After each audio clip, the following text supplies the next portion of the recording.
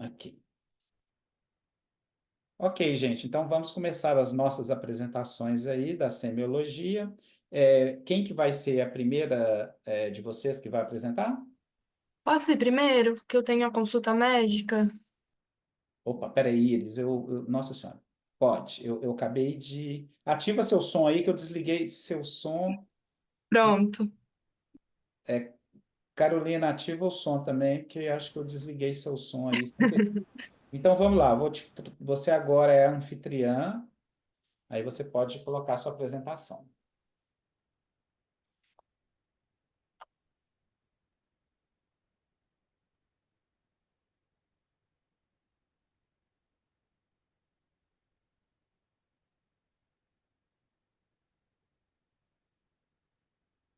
Como que eu coloco ela pra ir tela cheia? Porque a hora que eu coloco tela cheia aqui, ele fica todo o computador.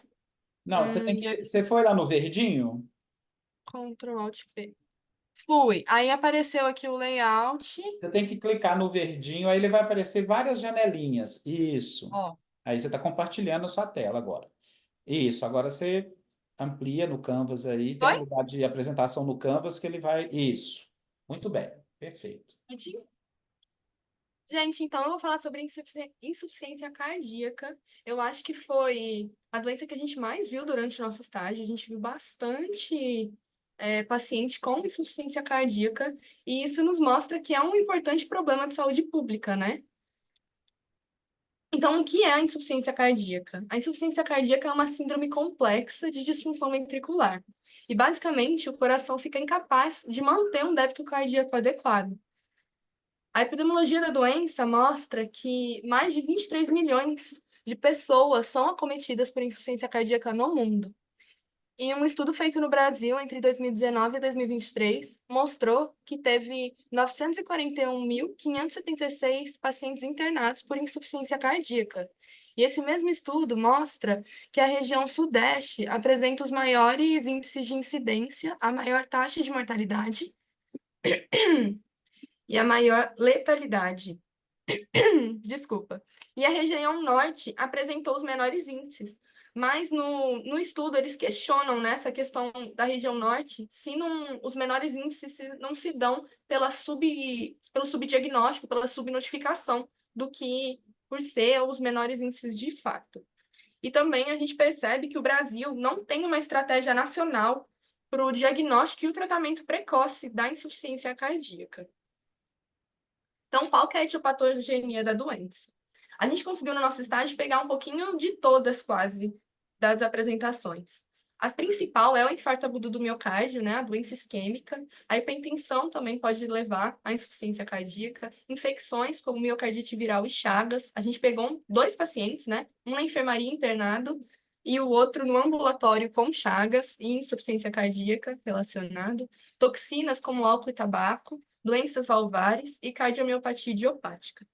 E é muito importante a gente conhecer a etiopatogenia da doença, porque o prognóstico vai ser diferente entre as diversas causas e o tratamento da insuficiência cardíaca, a partir da etiopatogenia, vai mudar a história natural da doença. Alguns fatores de risco para insuficiência cardíaca. Homem, mais de 45 anos. Apesar de ser mais de 45 anos, os estudos mostram que tem uma maior incidência a partir dos 70 anos. Tabagismo, etilismo, história familiar prévia, diabetes, hipertensão e dislipidemia. Então, como a insuficiência cardíaca é classificada? Tem vários tipos de classificação, eu escolhi alguns para apresentar. A principal deles, que é o mais utilizado atualmente, é com relação à fração de ejeção, que ela pode estar reduzida, preservada ou levemente reduzida. A mais comum, né, é a reduzida, porque, como eu falei, basicamente, a definição da insuficiência cardíaca é que o coração não está conseguindo bombear o sangue direito. Então, consequentemente, vai ter uma redução da ejeção. Porém, a gente pode ter, e a gente pegou uma paciente, a fração de ejeção preservada, ela fica maior de que 50%. Então, a gente tem que lembrar que, embora o coração está contraindo normal, a diástole dele está anormal. Então, o débito cardíaco vai ser limitado pelo enchimento do ventrículo anormal. Isso muitas vezes vai estar correlacionado à congestão pulmonar.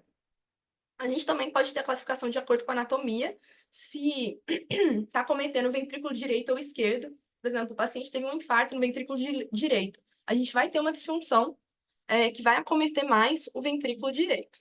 E também pode ser de acordo com o perfil hemodinâmico, que a gente conversou um pouquinho hoje na aula, né?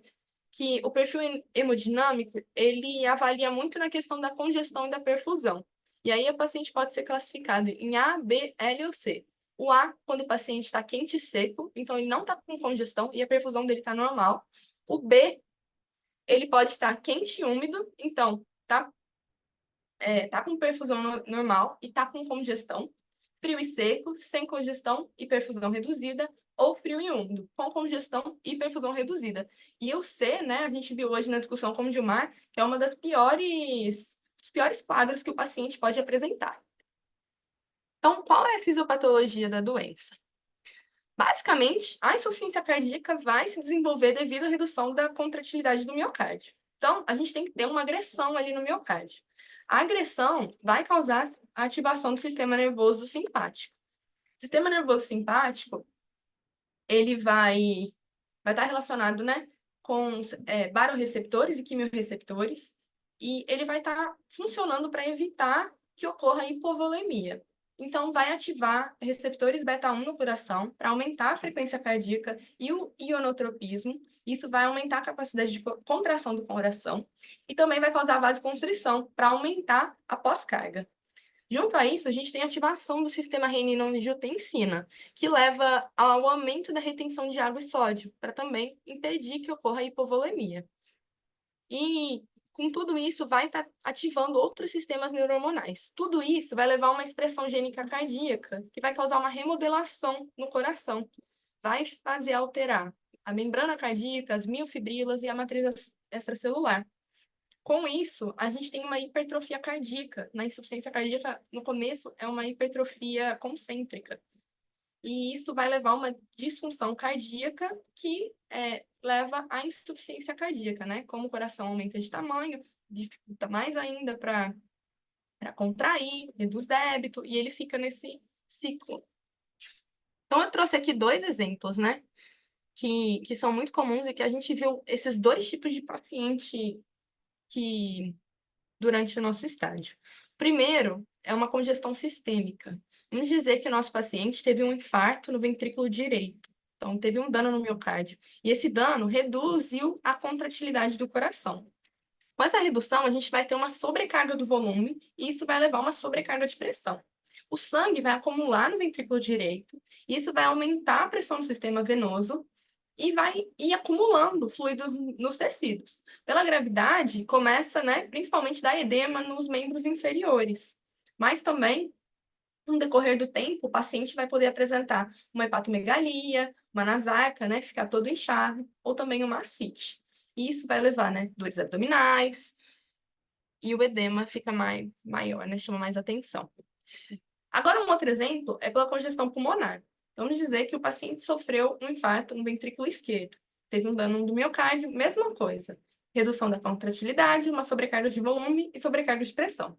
O sangue vai acumulando, né? Acumula primeiro no ventrículo, depois vai acumulando para o pulmão, vai aumentando a pressão nos vasos, e isso vai fazer que o fluido, né, vá para o espaço intersticial. E isso vai causar o edema pulmonar. Por isso é tão comum a gente ver pacientes com insuficiência cardíaca com dispneia. E por isso é um sintoma que chama tanta atenção pra gente, né? Quando o paciente chega falando que tá com dispneia, fadiga, a gente tem que questionar, né, se existe a possibilidade. E quando o paciente deita, muito importante a gente lembrar disso, a gravidade vai espalhar o líquido acumulado e a gravidade também facilita o retorno venoso. Isso vai acumular mais sangue e esse espalhar o líquido vai causar dispneia paroxística noturna. Por isso, muitas vezes, ele refere, né, que acorda no meio da noite com aquela sensação de falta de ar.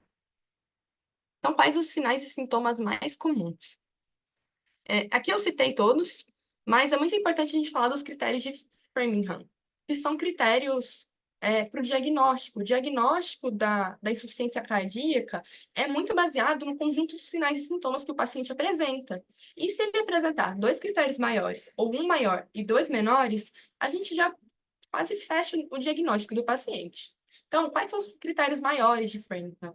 Dispneia paroxística noturna, turgência jugular, crepitação pulmonar, cardiomegalia, raio-x de tórax, edema agudo de pulmão, B3, aumento da pressão venosa central, refluxo hepatojugular ou uma perda de peso. E os menores? Edema de tornozelo, tosse noturna, dispneia aos esforços, hepatomegalia, derrame pleural, redução da capacidade funcional em 1/3 e taquicardia. Em cima eu tinha colocado como um sinal e sintoma que não entra no critério de Framingham, mas a gente chegou a ver no nosso estágio, né? O pulso irregularmente irregular, que a gente viu no nosso primeiro dia, a gente achou até curioso, mas é importante a gente lembrar disso. Questão da fadiga e da fraqueza também, a gente tem que estar sempre atento com isso.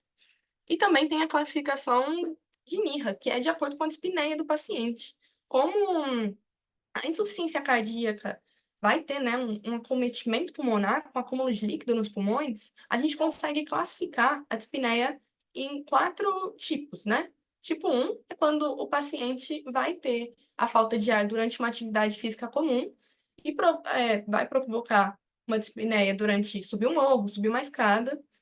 O 2, uma atividade comum que provoca fadiga, dispneia, palpitação. Ah, não provoca, perdão. Um é quando ele tá assintomático, sem nada. O 2 é quando ele sobe uma escada, faz alguma atividade física que causa a falta de ar. O 3 é quando ele tá bem, em repouso, mas vai lavar uma louça ali, sente falta de ar ou cansaço. E o 4 é quando ele tá sentadinho aqui falando, ele vai sentir essa falta de ar. Então, é muito importante na nossa anamnese a gente caracterizar essa falta de ar do paciente para ver, né, aonde ele se encaixa. Das manifestações clínicas do paciente com insuficiência cardíaca, é muito importante que o ECG vai confirmar o diagnóstico e vai determinar a forma, o estágio de remodelamento e a etiologia da doença. Então, o ECG pode apresentar sinais de isquemia aguda, arritmia, onda Q, bloqueio de ramo esquerdo ou hipertrofia ventricular. O raio-x de tórax vai nos mostrar uma possível cardiomegalia, a congestão pulmonar, derrame pleural, alguma consolidação ou infiltração que mostraria uma infecção, né? E às vezes isso pode descompensar a insuficiência cardíaca do nosso paciente. O BPM é um exame muito importante, porque durante a insuficiência cardíaca a gente tem a elevação dele, né? Que é o peptídeo natriurético. E ele é usado para descartar a insuficiência cardíaca, porque ele tem um elevado valor preditivo negativo. Então, se ele vir baixo, é, é certeza que o paciente não tem insuficiência cardíaca, não há dúvidas. Importante também a gente pedir os exames laboratoriais gerais, né? Hemograma, ureia, creatina, sódio, potássio, cálcio, magnésio, marcadores de necrose cardíaca, como a troponina, coagulograma, enzimas hepáticas, TSH, T4 livre, tudo para a gente avaliar o nosso paciente, para ver se não tem nada, nada além, né, da etiologia que a gente já descobriu pelo ECG, ou se não descobriu, buscar pelo exame laboratorial. O eco também vai nos mostrar se o ventrículo esquerdo está normal, reduzido, se está com hipertrofia, se tem alguma distensão de átrio esquerdo, se tem alguma distensão sistólica, se tem alguma hipertensão pulmonar. Também é muito importante a gente avaliar isso no nosso paciente com IC. E o ultrassom de tórax pode mostrar sinais de congestão, né? Uma hepatomegalia, uma ascite. Eu trouxe aqui alguns achados semiológicos que a gente viu muito durante a nossa prática. Então, o paciente com insuficiência cardíaca, como eu falei, pode auscultar B3. Vocês estão conseguindo escutar? Eu Não, acho que quando amiga. é assim no Canvas a gente não consegue. Aí, Não aumenta dá. aí para ver. Tenta agora. É que ele é bem baixinho o áudio. É, Mas não. ele mostra, né, uma B3 com ritmo de galope. O paciente pode apresentar, né, a turgência jugular, que a gente também viu bastante durante o nosso estágio. E o refluxo hepatojugular, não coloquei o vídeo, mas a gente também visualizou fazendo a manobra com a palpação de fígado. Um ictus córdios desviado inferolateralmente, que vai explicar, né, a hipertrofia cardíaca. As crepitações pulmonares, também coloquei. A gente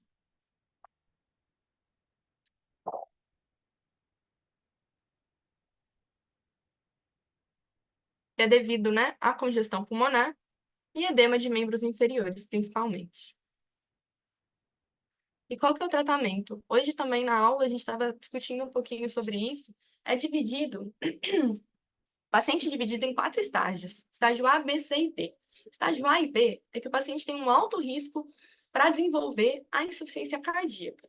O estágio A, ele tem um alto risco para desenvolver, mas ele não tem ainda a doença cardiovascular estrutural e não tem sintoma.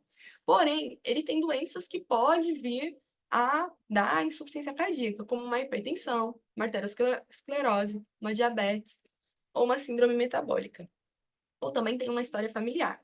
Então, a gente tem que lembrar de tratar direito a hipertensão, cessar o tabagismo, tratar as alterações lipídicas, é, incentivar esse paciente mudar os hábitos de vida, fazer exercício regularmente, se alimentar, controlar a síndrome metabólica.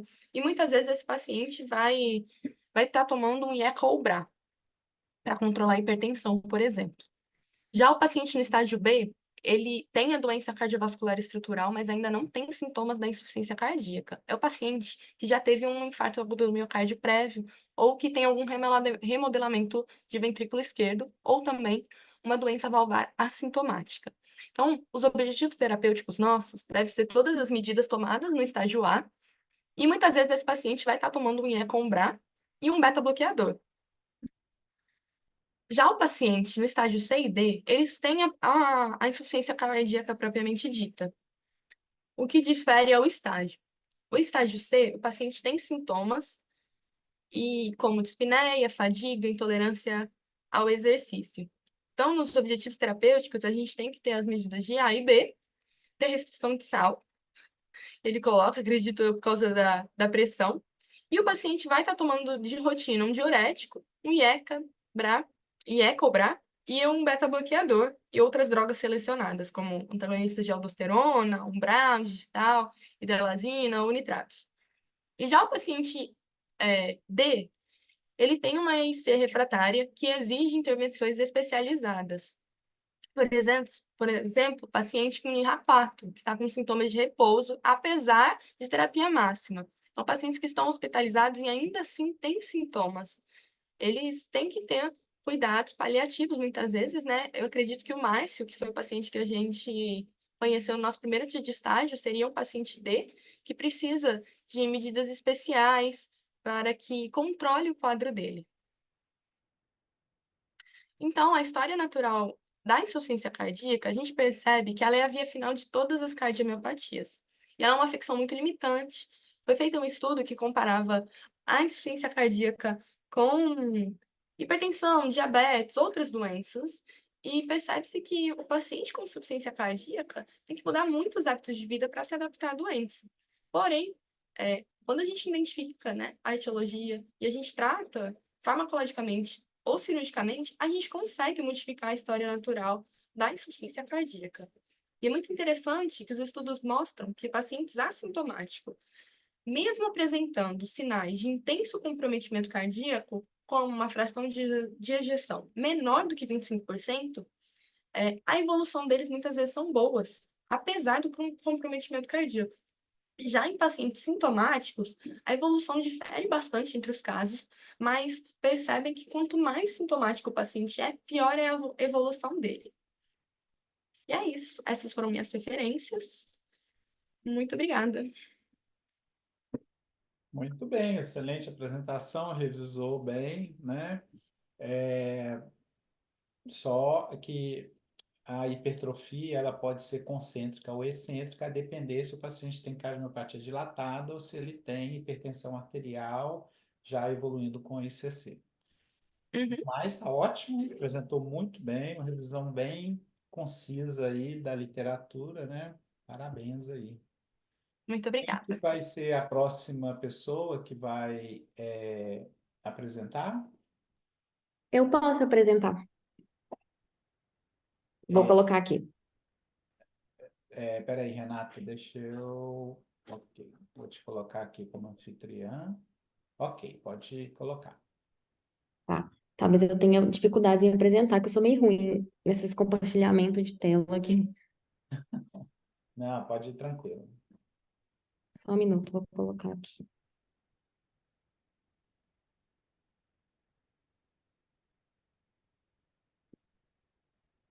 Tá aparecendo? Ou Isso, não? Se eu perfeito. ficar. Tá Não, Aí eu não. aparecendo. Isso. Isso. Tá. Posso ficar assim? Tranquilo, pode ir. Então tá. Bom, hoje eu vou falar sobre as valvulopatias aórtica e mitral, mais especificamente sobre a estenose mitral e estenose aórtica. Bom, por definição, estenose é a falha de uma válvula em abrir-se completamente, atrapalhando assim o fluxo para frente. Então, no caso da estenose aórtica, o que a gente tem é uma redução, né? O fluxo sanguíneo entre o ventrículo esquerdo e a artéria aorta, ele fica prejudicado. As causas mais comuns da estenose aórtica são a cicatrização pós-inflamatória, que seria ali pela febre reumática, né? A gente teve uma aula disso com o professor. Temos também a estenose aórtica calcificada, que pelo que eu vi, atualmente é a etiopatogenia de maior prevalência da doença em adultos. Então, como é a mais prevalente, eu vou falar um pouquinho rapidamente do mecanismo dela, só porque não vai dar tempo de falar de todas. Então, o mecanismo da estenose aórtica calcificada, a teoria mais aceita atualmente é de que além de ocorrer por um estresse traumático rotineiro, né, pelo uso mesmo da válvula, com o passar dos anos, também ocorra uma alteração proliferativa, inflamatória no local, e aí a gente começa a ter o acúmulo de lipídios, começa a ter o maior estresse oxidativo, o acúmulo também de algumas células do sistema imune, e isso tudo vai gerando ali uma formação desse tecido ósseo, entre aspas, ali no anel da válvula aórtica. Também pode ocorrer pela calcificação da válvula de origem congênita, né, que é a válvula aórtica bicúspide. A classificação da doença, ela é basicamente feita de acordo com o grau de estenose. Então, a área valvar aórtica normal é mais ou menos de 3 a 4 centímetros quadrados, e na estenose aórtica leve, nós temos uma área ali do orifício que é maior que 1,5 centímetros. Na estenose aórtica moderada, uma área de 1 a 1,5 centímetros. E na estenose aórtica grave, uma área menor de 1 centímetro. Apesar dessa classificação, levando em consideração o grau de estenose, todas as decisões clínicas, elas têm que levar em conta a sintomatologia do paciente, porque a relação entre o grau de estenose e o início dos sintomas, ela ocorre de forma muito individual. Então, cada caso deve ser avaliado conforme os sintomas, não só levando em consideração o grau de estenose. Falando agora sobre a fisiopatologia, basicamente, nós temos ali, né, uma redução do fluxo fluxo sanguíneo entre o ventrículo esquerdo e a artéria aorta, e nisso, o ventrículo esquerdo acaba ficando sobrecarregado e a gente tem uma sobrecarga de pressão. Então, a pressão do ventrículo esquerdo, ela aumenta, e isso faz com que ocorra uma hipertrofia ventricular esquerda. O paciente, ele pode permanecer muito tempo nessa fase compensada da doença, que seria aí caracterizada pela hipertrofia ventricular esquerda. Com a progressão da estenose, o aumento da pressão sistólica ventricular esquerda, o aumento da pressão diastólica e o aumento do tempo de ejeção ventricular esquerdo, eles fazem com que ocorra, com que o miocárdio precise de cada vez mais oxigênio. Então, a demanda de oxigênio aumenta e essa pressão elevada, ela pode acabar diminuindo a densidade, desculpa, essa pressão elevada, ela pode acabar ultrapassando a pressão de perfusão coronariana. E isso vai fazer ali que todo o sistema de irrigação do miocárdio ele fique descompensado, né? E também podemos ter aqui o edema pulmonar, que seria através do aumento de pressão do ventrículo esquerdo, e o aumento da pressão diastólica do ventrículo esquerdo, ele faz com que o átrio tenha que trabalhar cada vez mais para o sangue passar de forma completa para o ventrículo esquerdo, e aí a gente acaba tendo um acúmulo de sangue no átrio esquerdo, um aumento da pressão arterial esquerda, um aumento da pressão da veia pulmonar, pode gerar congestão pulmonar e o edema. Falando agora sobre as manifestações clínicas pelo que eu pesquisei, a gente vai encontrar um sopro caracteristicamente mesossistólico em diamante sem estalido. Eu vi em outras bibliografias que esse sopro ele poderia ter o ápice do sopro poderia ser telissistólico. Porém, eu preferi colocar esse, depois o senhor pode até me corrigir, Gilmar, preferi colocar esse porque foi inclusive esse que a gente ouviu no ambulatório com o Dr. Léo. Era exatamente isso, o sopro em diamante sem estalido, a gente viu numa paciente com estenose mitral. Então, também as manifestações clínicas também podem ocorrer a angina, ICC. A angina e a insuficiência cardíaca, elas são sinais de mau prognóstico da doença, geralmente elas aparecem em fases mais avançadas. E também a síncope, que é devido a uma dificuldade aí do coração de adaptar em adaptar o débito cardíaco, né? Então, alguns pacientes podem apresentar síncope. Aqui eu coloquei um desenho do sopro, né? Que é mais mesossistólico, então pega o meio da sístole e esse pico aí em diamante. No exame físico, então, podemos encontrar o sopro sistólico. Os pacientes com edema pulmonar vão desenvolver aí a dispneia, uma sensação de sufocação, uma ansiedade, e os pulsos periférico e carotídeo vamos encontrar aí de amplitude reduzida e ascensão lenta, que seriam pulsos tardos e pardos, que a gente também viu em alguns pacientes. Podemos também encontrar a hipofonese de B2 e hipofonese de B1. A história natural da doença, eu vi que, como está escrito aí no slide, tem um longo período latente assintomático. E nesse período, a morbimortalidade ela é muito baixa, sendo que após o início dos sintomas, a sobrevivência média aí é de menos de 2 a 3 anos, mas isso, claro, num paciente que não buscou aí fazer um controle, né, com o cardiologista, no caso. E a progressão da estenose aórtica ela é mais rápida na degeneração, que seria a estenose calcificada, do que na doença congênita ou reumática. Agora, falando brevemente sobre a estenose mitral, a definição é a mesma, porém, no caso da estenose mitral, a gente tem aí uma dificuldade, né, do fluxo de passar do átrio esquerdo para o ventrículo esquerdo. E a etiopatogenia, entre as causas mais comuns, é a cicatrização pós-inflamatória pela febre reumática. Classificação, os sintomas eles só começam a aparecer quando a área do orifício da válvula se encontra entre 1,5 e 2,5 centímetros.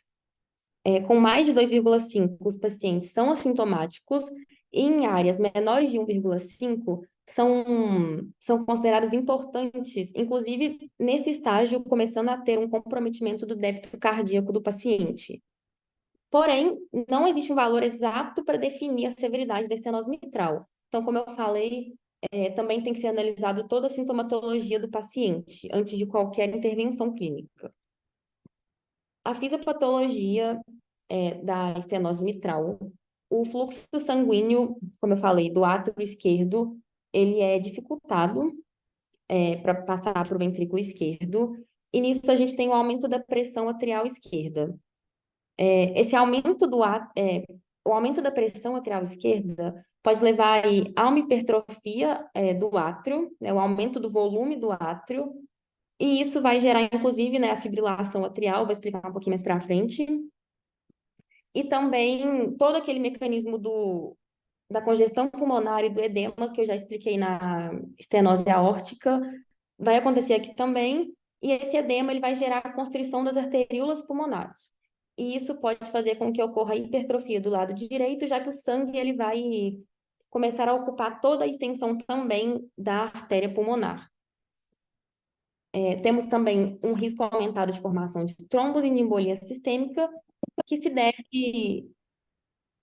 deve principalmente à maior estase de sangue que fica acumulado ali em todas essas regiões que eu falei. Então, a gente tem um risco aumentado de formação de trombos e a ocorrência de embolia sistêmica. Já nas manifestações clínicas, o paciente ele chega inicialmente apresentando um quadro de dispneia, fadiga e intolerância ao exercício.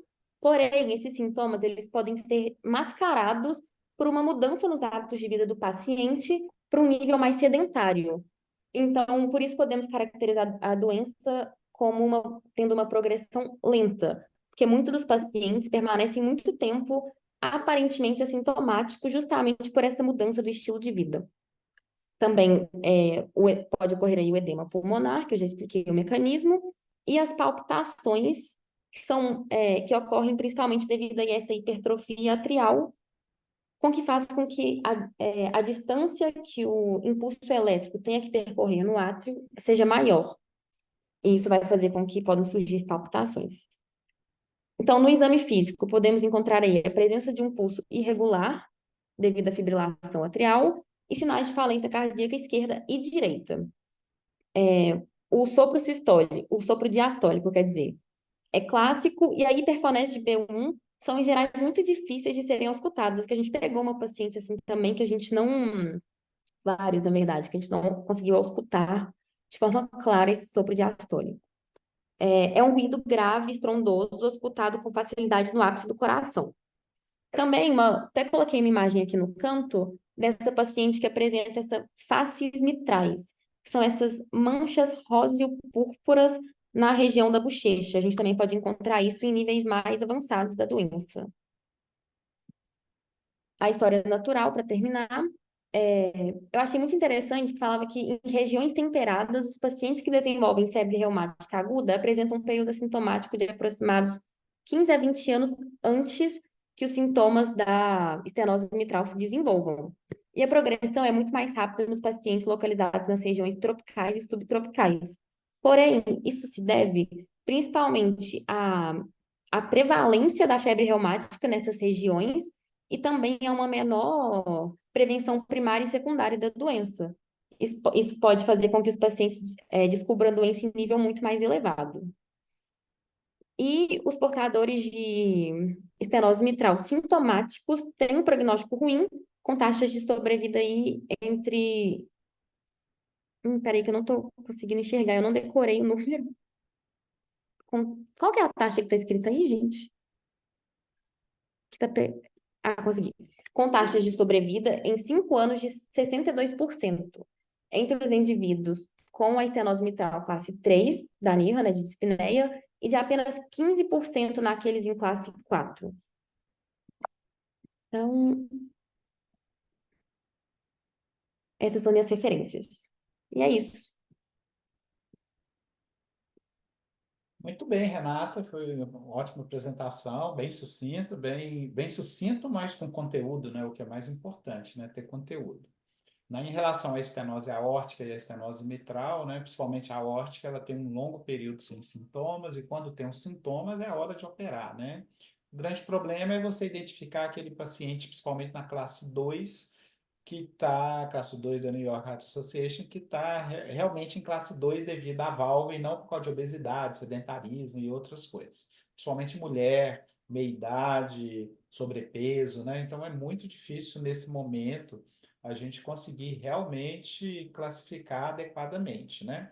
Outra questão importante aí já na estenose mitral, né, é que, na verdade, assim, os sintomas da estenose mitral, eles começam muito precocemente, né? A dispneia começa já quando a válvula atinge em torno de 3, 2,5 centímetro quadrado, como você disse, já começa a dar sintomas de dispneus fóssil. E o paciente fica longo período até ele evoluir para a classe 3, que aí já muda o prognóstico completamente. É outro desafio, né? Identificar realmente o sintoma de classe 3, uma paciente obesa, muitas vezes ela está em classe 2, porque ela não consegue chegar na classe 3, por causa da obesidade, ela não consegue progredir, né? Então é muito, aliás, ela não consegue fazer atividade física, né? Então, às vezes, ela está sedentária, né? E isso, na verdade, está sendo classificado como a válvula. Ou o contrário. Então, é muito importante isso. Você falou do clima temperado versus tropical, é pelo seguinte: no clima tropical é muito comum as infecções estreptocócicas, né? Muito comum. Infelizmente, são países onde o saneamento básico, enfim, não é igual nos países do primeiro mundo. No clima temperado, as infecções estreptocócicas elas não ocorrem com tanta frequência assim, porque as pessoas ficam mais isoladas, a não ser a escarlatina, né? Que é um grande problema que você tem nas escolas, ambientes fechados, aí quase todo mundo pega. Mas as infecções habituais que levam à febre reumática, elas geralmente são mais autolimitadas, e porque tem mais um contato mais próximo e tal, e o europeu, o americano, não tem essa proximidade igual é aqui nos países latinos, né? E também tem a questão do calor e da disseminação, da falta de acesso a antibiótico, enfim. Por isso que a progressão ela é mais rápida, porque acaba tendo mais infecções, etc. Lá nos Estados Unidos é 20, 30 anos, aqui às vezes com 6, 8 anos você já tem uma grávida aí com 25, 26 anos, uma estenose mitral de área valvar de 1. Né? Então, infelizmente, é assim. Lembrando, né, que a estenose mitral você tem um complexo auscultatório, né? E aí tem o estalido de abertura mitral, tem um sopro diastólico e Ruflar, né, que nós vimos aí uns 2 pacientes. Tem a B1 hiperfonética, que é o grande ponto para chamar a atenção da doença, né? B1 hiperfonética, né? E o reforço pré-sistólico, né? Que hoje até comentei com as meninas lá, expliquei sobre o reforço pré-sistólico, que na verdade é a contração do átrio tão vigorosa que ele puxa a ponta do coração para frente antes de iniciar a sístole, né? Ou seja, tem que ter ritmo sinusal para que tenha reforço pré-sistólico, né? Na FA eu não tenho essa contração atrial, então eu não vou ter essa alteração. No caso do sopro da estenose aórtica, né? Você preferiu dar um exemplo do sopro em diamante mesosistólico, que é a estenose aórtica clássica da gente ver nos ambulatórios, que é uma estenose aórtica leve para moderada. Aí a gente tem realmente o sopro mesosistólico. Esse sopro mesosistólico, ele tipicamente, né, um pico mesosistólico, mas quando a estenose é muito leve, o sopro é mais próximo da primeira bulha, e quando o sopro, a estenose é grave, o sopro é mais próximo da segunda bulha. Então, isso é outra característica muito importante também da estenose aórtica. Quando a gente vê os pacientes internados para operar, quase sempre o sopro é pico tardio. Nós vimos, se não me engano, uma paciente, aliás, 2 pacientes assim, com estenose aórtica, lá internados, lá, um deles para operar, acho que era um senhor lá, e de pico tardio. No ambulatório, a gente vê geralmente pico precoce ou pico mesosistólico. Então, era mais isso que eu queria comentar, mas foi excelente sua apresentação, gostei muito. Eu queria Obrigada. saber agora qual de vocês vai ser a próxima apresentadora. Eu posso ir, Gilmar? Vou falar da regurgitação. Bom que fica na sequência. Pode. Júlia, né? Não, Carol. Carol, perdão. Desculpa, Carol. O meu vai ser o último, professor. Tá bom. A gente vai seguir a ordem agora dos temas. Tá bom. Então, vamos lá. Então, tá aí, Carol. Você agora é a Vou nossa compartilhar. anfitriã. Compartilhar aqui. Ixi.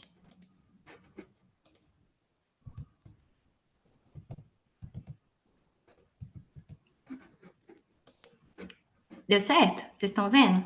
Perfeito, tá ótimo. Beleza.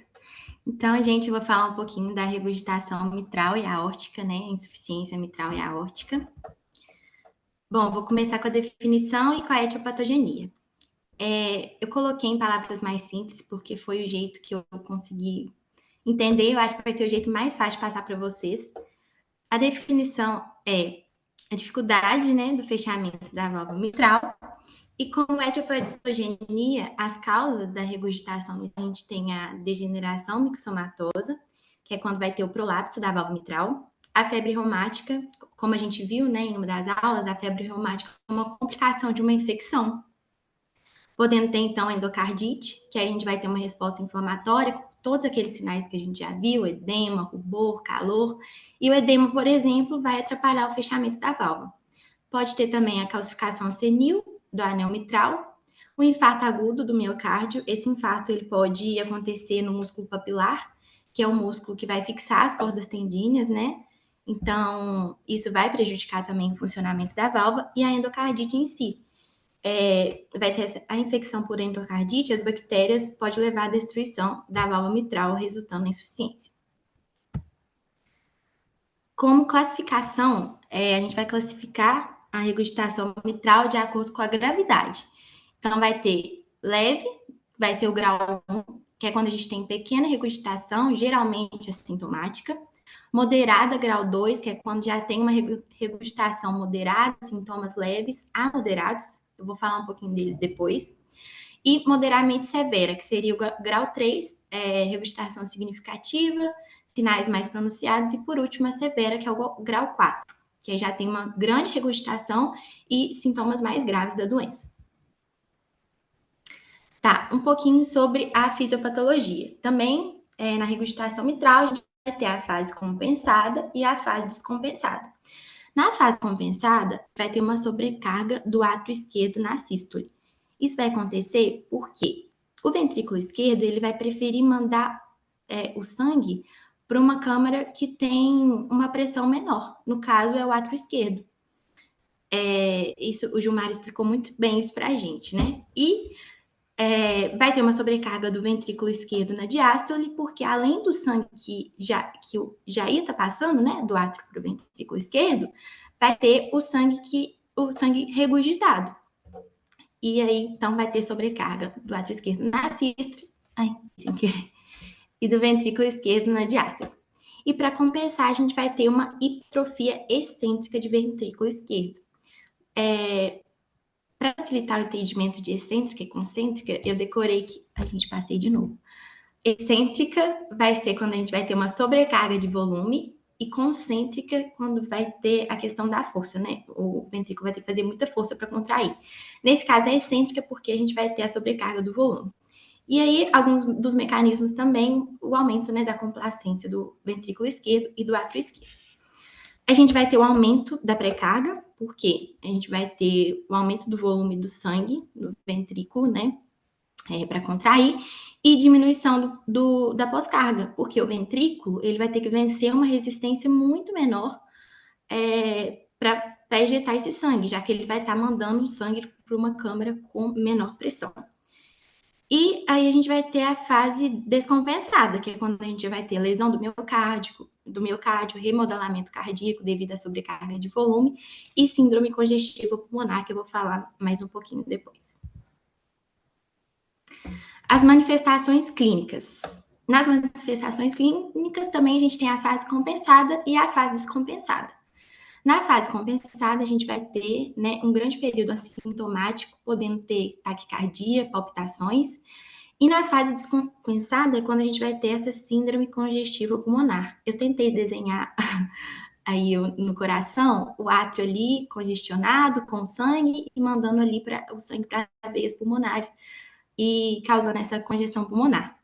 E aí, eu lembro até que o Gilmar falou para a gente que um sinal de alarme é a dispneia, os esforços, né? Justamente por causa de toda essa congestão que vai estar tendo. Pode ter ortopneia também, dispneia paroxística noturna e hipertensão pulmonar. Exame físico e sinais. Bom, na inspeção e palpação de um paciente com regurgitação mitral, a gente vai ter um pulso arterial normal ou com amplitude aumentada, e um ictus de ventrículo esquerdo difuso e deslocado para a esquerda da linha hemiclavicular, chegando ali próximo da linha axilar e para baixo do quinto espaço intercostal. Então, ele vai estar deslocado inferiormente também. E na ausculta cardíaca, a B3, né, é bastante comum na insuficiência mitral crônica. A gente vai ter um sopro holossistólico, tá desenhadinho aí embaixo também para vocês verem. Então, sopro holossistólico de regurgitação, mais audível no foco mitral. Pode ter também uma hiperfonese de B1, um som de alta frequência, né, melhor escutado com diafragma, e irradiação ali para axila, para a região infraescapular e para os focos da base. Coloquei ali a manobra de Ribeiro Carvalho, né, que a gente viu também nos estágios, em alguns pacientes. A gente pode usar essa manobra para diferenciar a insuficiência mitral da insuficiência tricúspide, mas no caso, na insuficiência mitral, não vai se alterar, né, com a manobra, com a inspiração forçada. E aí, a história natural da doença. Primeiro, a gente vai ter a fase compensada, que é quando os pacientes podem permanecer assintomáticos ou apresentar leves sintomas, né, palpitações, como eu já tinha dito, por muitos anos. E aí, depois tem a fase descompensada. E os pacientes começam a desenvolver sintomas como dispneia aos esforços, fadiga, palpitação, especialmente se desenvolverem fibrilação atrial e intolerância ao exercício físico. A gente vai ter os sinais de congestão, dispneia paroxística noturna, ortopneia, edema pulmonar, que eu já tinha dito. E na fase avançada da doença, a gente pode ter a insuficiência cardíaca, porque o coração ele não vai conseguir compensar mais aquele volume adicional e vai estar levando a essa insuficiência cardíaca. Como complicações, a gente pode ter arritmias, como a FA, né, que aumentam o risco de AVC, insuficiência ventricular esquerda progressiva, levando à insuficiência cardíaca congestiva, e basicamente é isso de regurgitação mitral. Agora vamos para a regurgitação aórtica. Então, como definição, regurgitação aórtica, e a gente vai ter um refluxo do sangue para o ventrículo esquerdo durante a diástole. Desenhei a setinha ali para a gente localizar como que isso vai acontecer. Da mesma forma, uma das causas pode ser a degeneração mixomatosa, febre reumática, que a gente viu muito no, vários casos, aterosclerose, sífilis e também causa congênita. Classificação. Aqui a classificação da regurgitação aórtica, ela é medida através da fração regurgitante. Se essa fração regurgitante for menor que 20%, a gente vai ter uma insuficiência aórtica mínima. Se for entre 20% e 40%, é leve. Se for igual a 40% a 60%, a gente vai ter uma insuficiência aórtica moderada, e maior que 60%, uma insuficiência aórtica grave. Fisiopatologia. Também vamos ter a fase compensada e a fase compensada. Na fase compensada, a gente vai ter o aumento do débito cardíaco, pois o sangue reflui para o átrio esquerdo. A gente vai ter o aumento da complacência do ventrículo esquerdo para tentar compensar, né, esse refluxo do sangue. E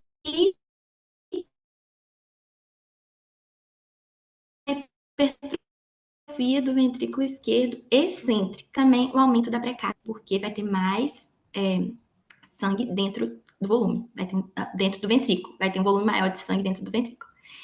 E a fase descompensada, a gente já vai ter lesão do miocárdio e sintomas de CC e isquemia miocárdica também. Manifestações clínicas, também da fase compensada e descompensada. Na fase compensada, a gente vai ter um diâmetro do ventrículo que vai aumentar progressivamente, sem haver sinais e sintomas, como foi na regurgitação mitral. Na fase descompensada, a gente já vai ter sintomas de CC, como dispneia dos esforços, ortopneia, por causa do aumento da pressão de enchimento ventricular. Pode ter fadiga, tonteira, dor anginosa, angina noturna, pode apresentar edema de pulmão e choque cardiogênico em caso de uma insuficiência aórtica mais grave. Exame físico e sinais. Bom, na inspeção e palpação, a gente vai ter o famoso pulso de martelo d'água, que é aquele pulso de elevação ampla e colapso abrupto. Eu coloquei até um desenhozinho dele ali embaixo, e o que caracteriza esse pulso é a sua queda brusca.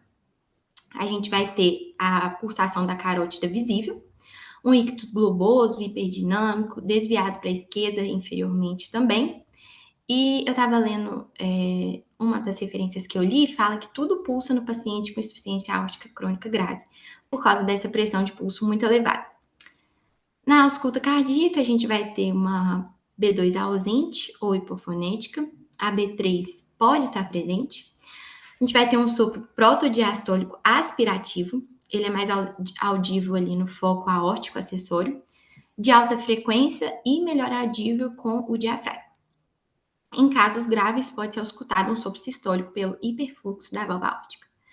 Eu coloquei aí também o desenho para a gente poder identificar exatamente o momento do ciclo, né, das bolhas que ocorre esse sopro. E história natural da doença da regurgitação aórtica também tem a fase descompensada e compensada.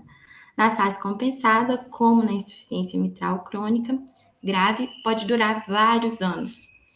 E a fase descompensada, ela só começa quando a gente vai ter uma disfunção ventricular muito importante. E aí a gente vai ter um baixo débito cardíaco, né, causando ali fadiga, tonteira, e a síndrome congestiva pulmonar. Aí a gente vai ter todos os sintomas clássicos que eu já falei anteriormente, como dispneia dos esforços, ortopneia, pelo aumento da pressão do enchimento ventricular. E acho que é isso. Aqui são minhas referências. Muito bem, foi uma ótima apresentação. Aliás, vocês estão brilhando hoje, né? Vocês resolveram fechar com chave de ouro, muito bom. E apresentou muito bem, tanto a insuficiência mitral quanto a insuficiência aórtica, né? A insuficiência aórtica, nós tivemos a oportunidade de ver um paciente, eu acho, com alguns sinais, embora ele já tinha sido operado, né? Às vezes os sinais podem persistir. Eles melhoram bastante, mas não desaparecem. Eu lembro que a acompanhante comentou, né, que quando ela dormia com a cabeça em cima dele, ela sentiu o coração balançando. Acho que não sei se vocês lembram desse comentário dela. Mas então, assim, e nós vimos claramente dois casos aí muito legais da manobra de Ribeiro Carvalho, né? Onde que o sopro aumentou, né? Mostrando que ele não era insuficiência mitral, e sim uma insuficiência tricúspide. Você lembrou bem aí da manobra, que fiquei muito feliz aí. Muito bem, ótimas apresentações. E agora, quem Sou quer? eu, Lohane. Vamos lá então, Lohane. Então, cadê Lohane? Aqui. Pronto, você já é anfitriã, então pode compartilhar aí agora.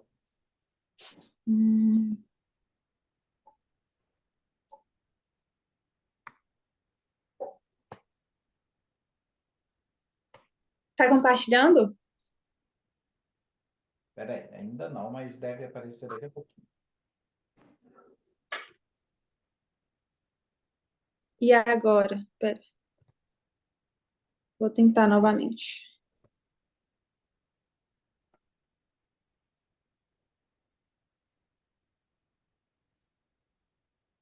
Agora sim. Tá compartilhando agora? Tá, perfeito. Ok, gente. Boa tarde, eu sou Lohane. Vou falar sobre síncope. A definição de síncope, segundo a Sociedade Europeia de Cardiologia, no Guideline de 2018, é perda súbita e transitória da consciência secundária à hipoperfusão cerebral difusa com recuperação rápida e espontânea. Esse rebaixamento do nível de consciência é associado à perda de tônus postural. Logo na definição de síncope, a gente já tem parte da fisiopatologia, que é a hipoperfusão cerebral difusa, porque outros tipos de perda súbita e transitória da consciência não relacionadas à hipoperfusão cerebral difusa não podem ser definidas como síncope. Tanto que a Sociedade Europeia de Cardiologia traz essa sigla TLOC, que é justamente do inglês relacionado à perda transitória da consciência, que são causas de perda transitória da consciência não traumáticas, não relacionadas a trauma crânioencefálico. Dentre elas está a síncope, a crise convulsiva, entre outras afecções que se relacionam à perda transitória da consciência. Aqui eu trouxe um pouco da epidemiologia. A gente tem esse gráfico que é muito interessante porque ele traz a relação entre mulheres e homens e a idade. A gente vê que no começo tem até um aumento, uma diferença entre homens e mulheres, depois vai ficando igual, porque com pacientes mais jovens, a síncope vasovagal, que é um tipo de síncope reflexa, ela é muito mais prevalente. E aí, com o avançar da idade, as causas cardíacas de síncope começam a ter uma incidência maior, e os homens, eles tendem a apresentar mais quadros de doenças cardiovasculares, sobretudo pelos fatores de risco associados. Então, esse gráfico traz um pouco dessa relação, que é muito interessante, que a gente vê que até, 70 anos, aí fica muito próximo, e aí as causas cardíacas começam a ter muito mais incidência com o avançar da idade. E a síncope tende a ser 20% dos casos ao longo da vida e pode chegar a 3% de uma queixa da emergência médica, no caso da emergência médica. Aí, na classificação, a gente tem 3 tipos principais de síncope. Eu não vou falar da síncope idiopática, porque o tempo é curto e acaba que é muito mais relevante a gente trazer um pouco mais dessas 3 causas de síncope, que é a que a gente vai mais encontrar na nossa prática clínica, que é a síncope reflexa, ortostática e a cardíaca. A síncope reflexa, ela é neuromediada. A gente tem a vasovagal como a principal causa de síncope reflexa, que relaciona-se a causas emocionais, de estresse, ambientais. Tem a situacional, que é um tipo de síncope que se relaciona à micção, defecação, por exemplo. E a gente tem também a síndrome do seio carotídeo, que é um tipo de síncope reflexa, que se relaciona, sobretudo, à questão a pacientes que usam, né, roupas muito apertadas, tem uma questão de uma estimulação mecânica do seio carotídeo. E a gente tem a síncope ortostática, que é relacionada à hipotensão postural. A principal da causa de hipotensão postural é a medicamentosa. E a classe de medicamentos que gera essa hipotensão postural está muito relacionada a doenças cardiovasculares, que é principalmente o tratamento de CC, doenças cardíacas, que são diuréticos e vasodilatadores.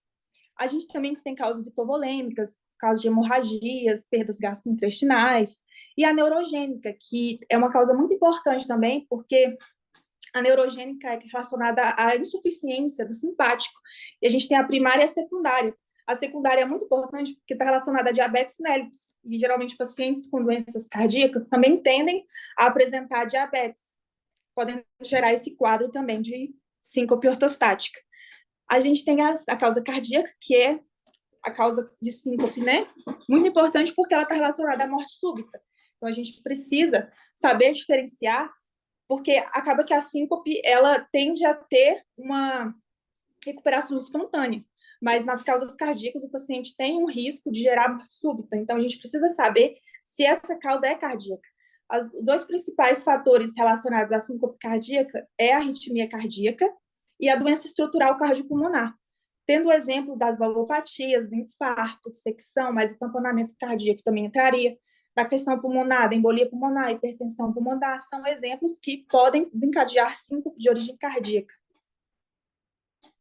Gente, se eu estiver falando muito rápido, vocês falam, porque eu estou um pouco nervosa.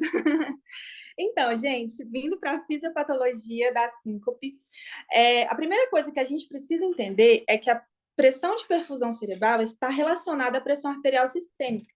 Se a gente entende isso, já praticamente a fisiopatologia da síncope ela é compreendida, porque a hipotensão é uma das causas principais, o mecanismo principal relacionado à fisiopatologia da síncope. Para a gente poder entender essa pressão de perfusão cerebral, essa hipoperfusão, a gente tem que lembrar da fórmula que a pressão arterial está relacionada à resistência vascular periférica vezes o débito cardíaco. E o débito cardíaco é a frequência cardíaca vezes o volume sistólico. Eu trouxe até essa fórmula, acabei não citando, né, antes, que a pressão de perfusão cerebral ela é a pressão arterial média menos a pressão intracraniana. Então, a gente tem os mecanismos que envolvem a questão da fisiopatologia da síncope, está nessa questão da resistência vascular periférica, do débito cardíaco, na frequência cardíaca, nós vamos ver mais adiante onde cada um se enquadra em todas as causas de síncope. Então, se a gente compreende essas relações, fica mais fácil a gente entender por que essa hipotensão acontece. Porque os mecanismos, eles envolvem, né, uma descoordenação relacionada a cada uma delas. E cerca de 10 segundos de hipoperfusão cerebral, a gente já pode ter uma perda da consciência. Eu coloquei aqui a hipoperfusão cerebral difusa, porém, tem uma hipoperfusão local que também pode desencadear síncope, que é quando atinge a formação reticular, o que está relacionado ao SARA, que é um sistema de ativação do cérebro. Então, aquele local tiver hipoperfusão também pode desencadear, mas, em geral, são síncopes difusas, né? Que atingem todos os 2 hemisférios cerebrais. Agora, especificando cada uma delas, a gente aqui na síncope reflexa, a gente tem um reflexo autonômico. Então, nós temos o sistema nervoso simpático e parasimpático, né? Como a gente até discutiu hoje na nosso GD hoje, né? No caso da síncope reflexa, a tônus do parasimpático ela está aumentada e a do simpático reduzida. Então, existem dois mecanismos principais, que ele é vasodepressor e cardioinibitório. No caso, existe uma vasodilatação que reduz a resistência vascular periférica. E também acaba que ocorre a questão cardioinibitória que reduz a frequência cardíaca. Então, o paciente ele pode apresentar uma bradicardia, e essa vasodilatação, lá na nossa fórmula, que é a frequência cardíaca, né, a resistência vascular periférica vezes o débito cardíaco, a gente tem uma redução da pressão, que gera a hipotensão, gerando a hipoperfusão cerebral. No caso da hipotensão ortostática, eu trouxe o exemplo da disautonomia, mas o uso de medicamentos também relaciona, que é a redução do retorno venoso. É o principal mecanismo relacionado à hipotensão ortostática. No caso da disautonomia, na hipotensão ortostática, por definição, é quando existe uma diferença na pressão arterial do paciente em decúbito indo para a posição de ortostase. Cerca de 3 minutos de diferença. Quando ele sai do decúbito e fica em pé, em geral, o nosso sistema nervoso simpático, quando ele não tem uma desautonomia, quando ele não está insuficiente, a gente consegue fazer uma vasoconstrição que o retorno venoso não se compromete. Mas quando existe essa desautonomia, uma insuficiência, essa vasoconstrição ela é inadequada.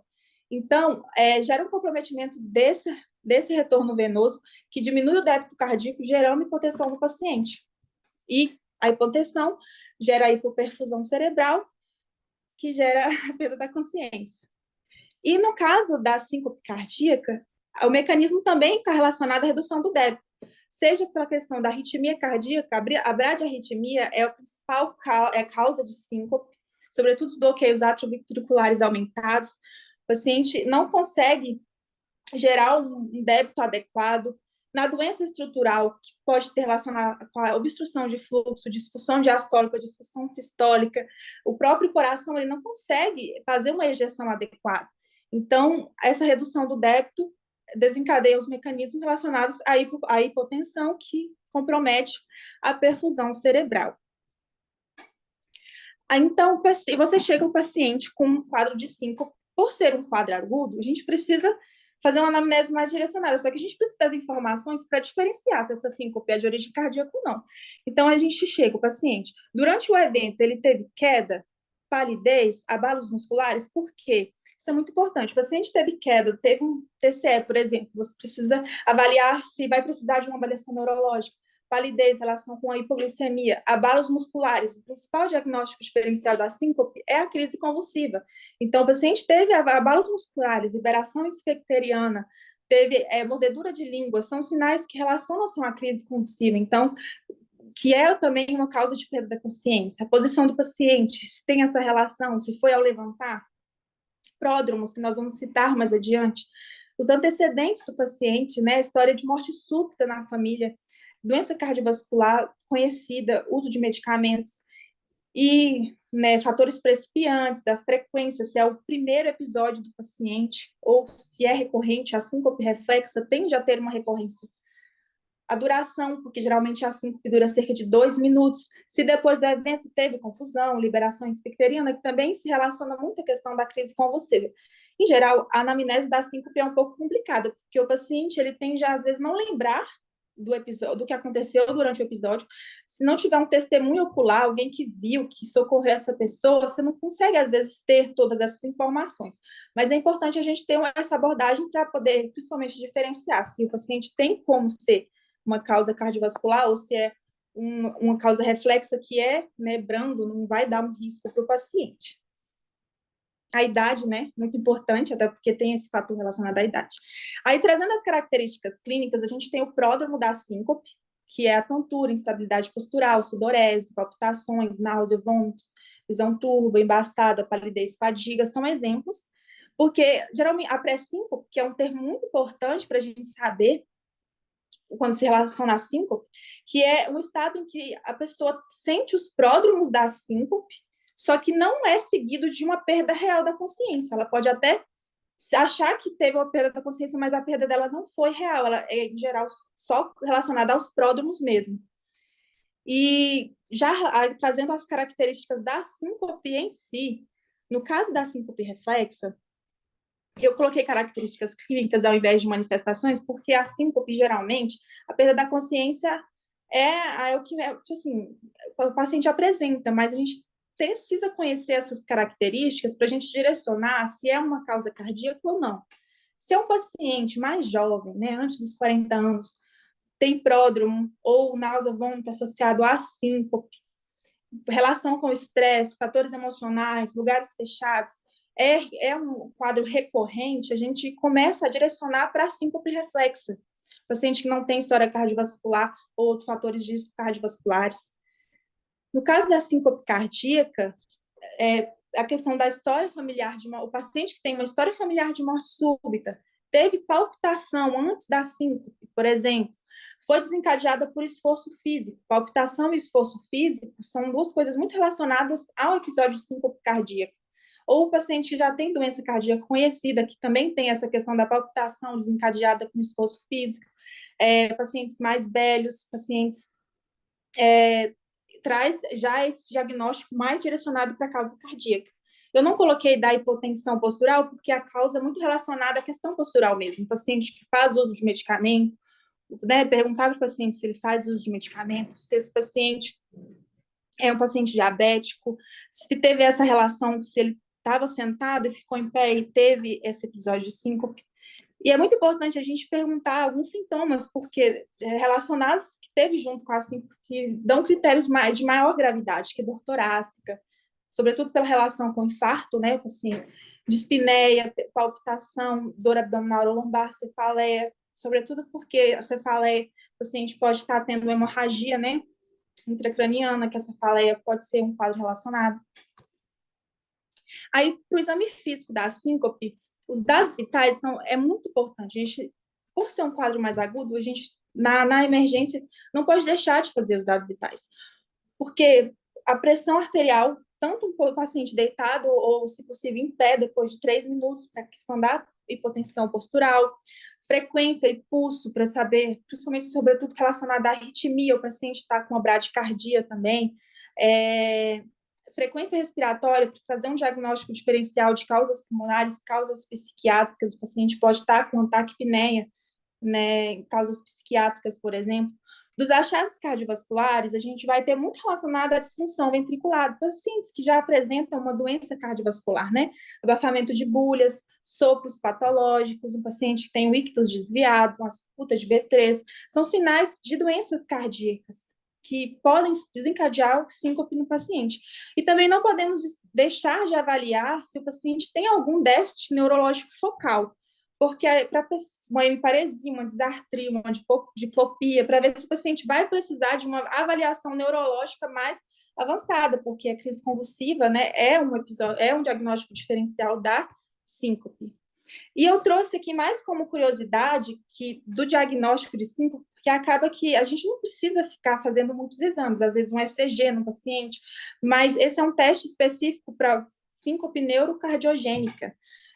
Muito mais, assim, ele não é recomendado de rotina, né? Mas mais para a gente saber que existe, que traz essa relação com ECG, pressão, oximetria de pulso e a questão postural do paciente, é justamente para trazer uma sobrecarga do sistema nervoso autônomo, para ver a resposta do paciente. Ele é indicado em pacientes que têm casos recorrentes, que não conseguem ter uma etiologia definida, se é um caso mais grave, e pacientes com ocupações de alto risco, por exemplo, piloto de avião é um exemplo de paciente que poderia ter indicação para esse tipo de exame. Mas, assim, eu não cheguei a pesquisar se no Brasil é fácil de ser feito, mas eu achei interessante quando eu vi, porque eu não sabia que tinha esse exame, por exemplo. E, por fim, gente, a história natural da doença.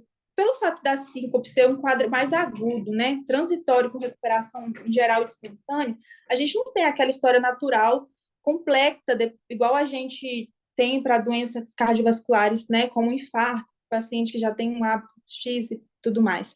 Só que o mais importante é que a gente tem que ver a relação com a idade, a etiologia e os fatores de risco. O paciente com a síncope reflexa, como eu disse, ele vai ser mais novo, ele vai estar, às vezes, num ambiente fechado, vai estar questão estresse, questão emocional, paciente, no caso da síncope ortostática, pacientes com uso de medicações, paciente faz uso de diurético, está com tontura, a gente precisa fazer essa avaliação da pressão, né, em decúbito e em pé, para a gente poder, o paciente não chegar a ter um episódio de síncope, sobretudo por ser pacientes idosos e queda para o idoso, é muito grave, porque pode relacionar com a redução da funcionalidade dele, né? E a cardíaca, principalmente pelo risco de morte súbita. Então, a gente precisa saber se a síncope é cardíaca, para poder a gente conseguir fazer o manejo da causa cardiovascular do paciente e não chegar a gerar esse quadro de morte súbita. E é isso. Essas são as minhas referências. Muito bem. Você passou do tempo, mas a apresentação estava tão boa, mas tão boa, que eu falei, eu não vou interromper, né? Vamos deixar. Ai, desculpa, professor. Foi muito boa a apresentação, não tem nada a acrescentar, né? Você falou aí dos sinais de alarme, da importância da gente identificar aqueles pacientes com um quadro que pode significar, sim, uma síncope de mau prognóstico, né? Lembrando que as taquiarritmias também podem levar a síncope, não só as bradiarritmias, tá? É uma coisa que é importante falar, porque senão vocês acham aí que taquicardia ventricular, taquicardia, né, fibrilação atrial em pacientes com cardiomiopatia hipertrófica, isso pode, inclusive, levar à morte dos pacientes, né? Por isso que é importante identificar as causas cardíacas de síncope, porque geralmente elas levam ao óbito, né? Podem levar ao óbito. Por isso que é importante identificar e tratá-las rapidamente. Muito bem. Quem que vai falar? Vai ser a Érica agora? Sou eu, professor. Então vamos lá, Érica. Gente, não tem slide, então nem precisa passar, né? Vou começar a falar. Meu trabalho foi sobre a doença arterial coronariana. E como introdução, eu havia colocado em relação que é uma doença que compromete o fluxo sanguíneo através das artérias coronarianas, mais frequentemente ocorre pela formação de ateromas. Aproximadamente 10% dos casos serão decorrentes de outras causas, por exemplo, espasmo arterial coronariano, que tem a ver com estreitamento repentino e temporário do vaso sanguíneo. Pode ocorrer também decorrência de embolia, dissecação, aneurisma, dentre outras causas. Porém, predominantemente é em relação à aterosclerose, e meu trabalho foi feito com base nela, né, já que tem uma importância epidemiológica muito grande. A doença arterial coronariana é a principal causa de óbito no Brasil e no mundo. A gente tem aproximadamente 300 a 400 mil óbitos por ano, e temos um óbito a cada 5, 7 casos, em média, que aparece, que a gente tem registrado. E aí, o que eu tinha trago também era um estudo que mostrava em relação à melhora da diminuição de casos envolvendo, por exemplo, o infarto agudo do miocárdio com supra e sem supra, com a melhora dos exames de troponina. Então, era um gráfico que mostrava ali mais ou menos na década de 98, né?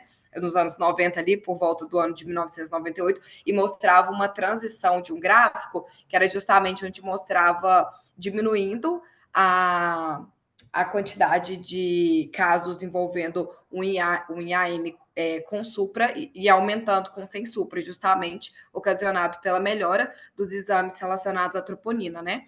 Infelizmente, a gente sabe que em alguns lugares que a gente vai trabalhar, nem sempre a gente vai ter esse exame para a gente estar ali fazendo, mas ele é de suma importância para a gente conseguir evitar que ele culmine no IAM com supra, e a gente sabe que é muito mais grave. Agora, em relação à classificação, a gente tem 3 classificações em relação a ela, que vai ser o infarto agudo do miocárdio sem supra, o infarto agudo com miocárdio com supra e a angina instável. O infarto agudo do miocárdio sem supra, ele tem uma característica no ECG dele, que eu havia trago também, que mostrava que ele tinha presença de inversão de onda T, e ele tinha alguns casos do sinal da orelha do coelho, assim, que era mais fácil para a gente também conseguir pegar um ECG e ver. O que eu havia trazido, né, ele estava em V3, e e ele também tinha um bloqueio de ramo direito, assim, para a gente dar uma comparada. Não é sempre que vai ter bloqueio do ramo direito, mas o que eu havia trago, ele tinha esse exemplo. E aí a gente tem também a questão do infarto com supra. No caso do infarto com supra, ele vai ter uma característica dele, que ele tem que ter no mínimo 2 derivações contíguas no ECG. O que eu havia pegado, ele tinha uma derivação em D2 e em D3.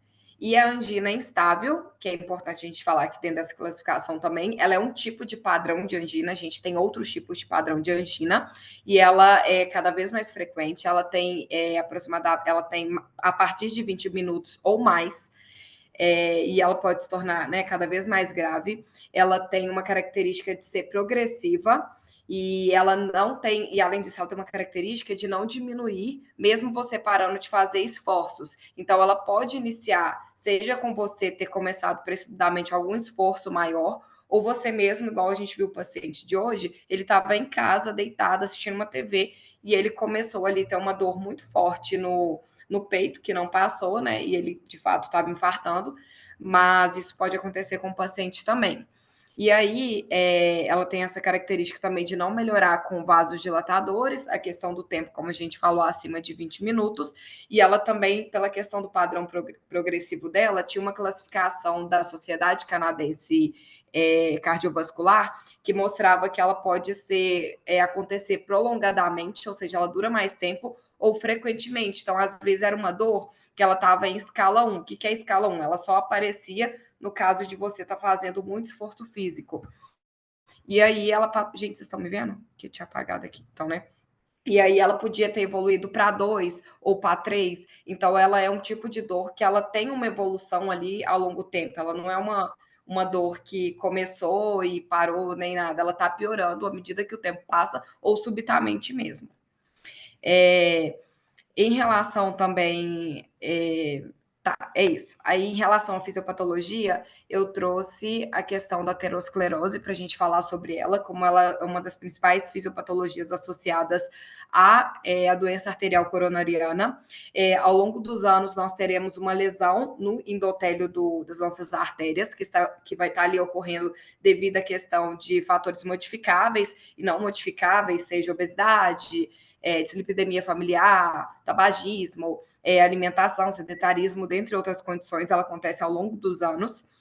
E essa lesão ela leva a uma disfunção no endotélio do vaso, aumentando a permeabilidade e adesão dos leucócitos, adesão dos monócitos, imigração, ativação de macrófagos, recrutamento de células musculares lisas. A gente vai ter a formação das células espumosas, proliferação de células musculares lisas também, deposição de colágeno, matriz extracelular e a formação das placas ali ao longo dos anos.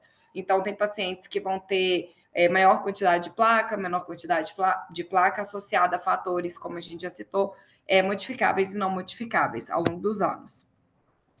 E aí, em relação às manifestações clínicas desse paciente, a gente vai ter o que a gente já sabe, né, da clássica pericordialgia, tipo a angina mesmo no peito que vai aparecer.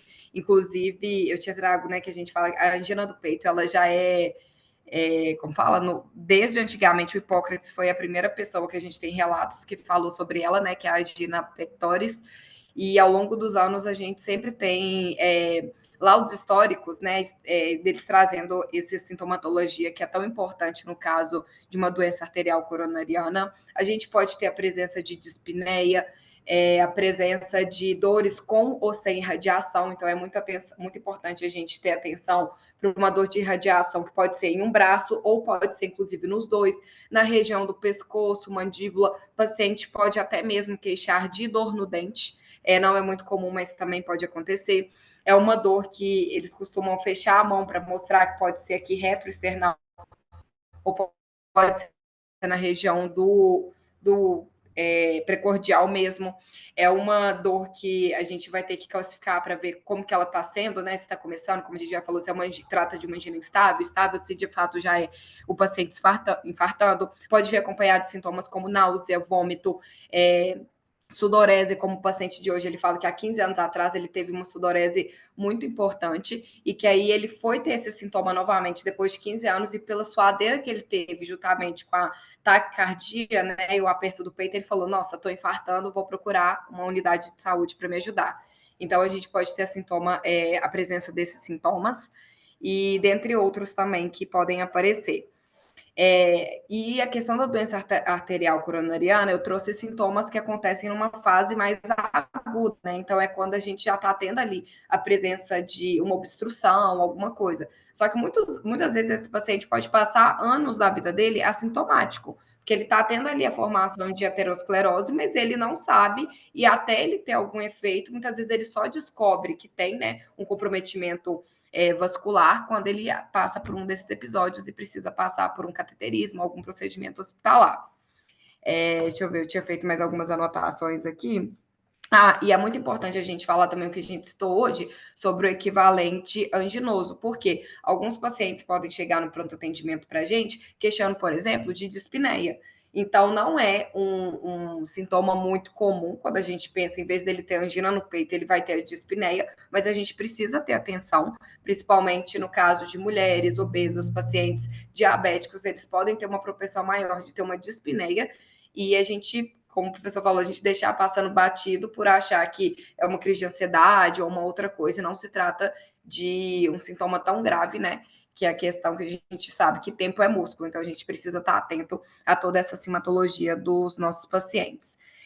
Outra coisa também, em relação aos exames físicos e aos sinais, a gente pode ter alteração dos dados vitais, então a gente pode ter aumento, por exemplo, da pressão arterial, a gente pode ter aumento do débito cardíaco, em relação à ausculta cardíaca, né? Se a gente for auscultar um paciente no momento que ele está tendo a angina, né? Ou o infarto, enfim, a gente pode ver, por exemplo, um desdobramento de B2, a gente pode perceber também um B3 ou até mesmo um B4 aparecendo, a gente pode ter também palpações precordiais, que é uma batida anormal de sístole, também pode estar presente nesse paciente, principalmente se for na linha axilar anterior, isso pode acontecer principalmente por causa de uma doença arterial coronariana descendente anterior esquerda, isso pode estar presente, então a gente tem que ter muita atenção em relação a isso.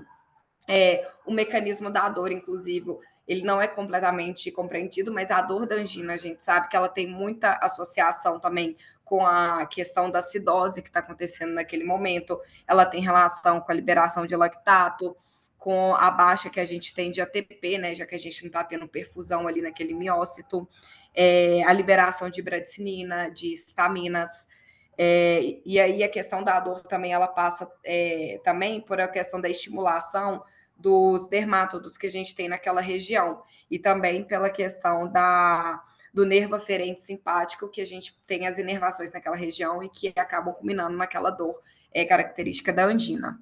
Em relação ao exame físico, eu já falei, e da história natural da doença, eu lembro que eu tinha trago um estudo que mostrava a evolução ao longo dos anos, como que foi mudando nos anos anteriores aos anos 50, 40, em relação a como que acontecia ao longo, por exemplo, no final de 5 anos ou de 30 dias de internação, de um paciente que foi internado num centro cardíaco com problema, por exemplo, de infarto. Às vezes, 30 dias depois, esse paciente tinha um novo episódio, esse paciente, às vezes, passava de um infarto sem supra para um supra em menos de 5 anos e culminava na morte. Só que, graças a Deus, devido às prevenções primárias e secundárias, ao longo dos anos, esses pacientes têm tido uma sobrevida substancial e uma qualidade de vida também que tem trago para eles. Então, o que anteriormente a gente tinha uma taxa de morte ao longo tempo muito grande, hoje a gente tem pacientes que têm, né, um infarto agudo hoje, e devido a gente conseguir intervir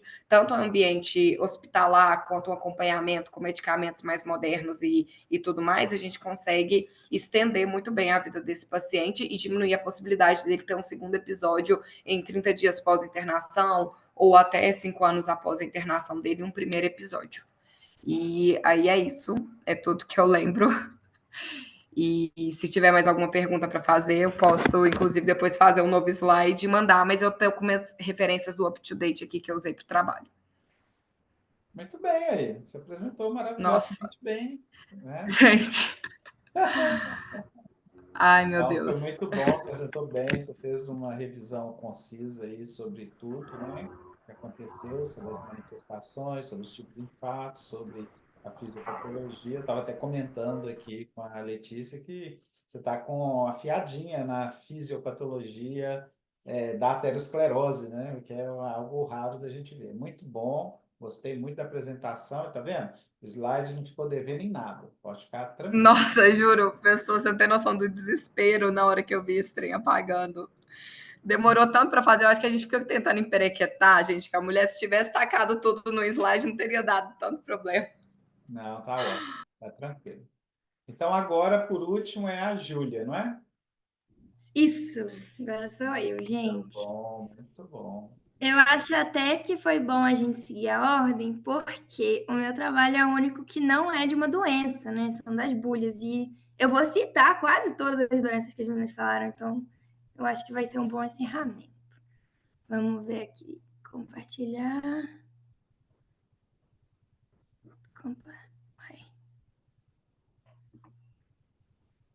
Uai, por que não tá indo? Foi. Vou ver se foi, galera. Tá indo, gente? Tá, você só tem que pôr agora para apresentar. Para apresentar. Show. É só porque eu não consigo ver vocês, mas aí qualquer coisa vocês me interrompam, tá? Apresentar. Bom, gente, o meu trabalho é sobre as bolhas cardíacas. E eu acho assim, quando eu comecei a ver, foi um certo desafio, porque pela própria divisão que o professor Gilmar sugeriu no grupo, não dava para encaixar, né?